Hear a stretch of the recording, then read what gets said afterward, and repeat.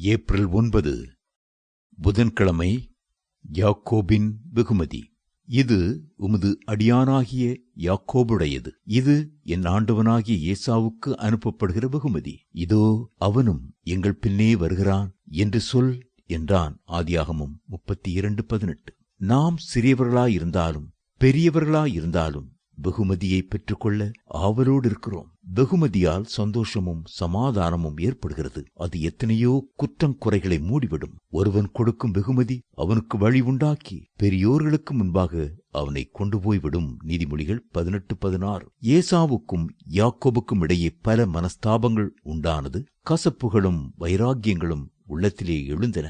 ஏசாவினிடமிருந்த சேஷ்ட புத்திர பாகத்தை யாக்கோபு வஞ்சகமாக அபகரித்துக் கொண்டார். தகப்பனுடைய ஆசீர்வாதத்தை பெறுவதற்காக ஏசாவைப் போல நடித்தார்.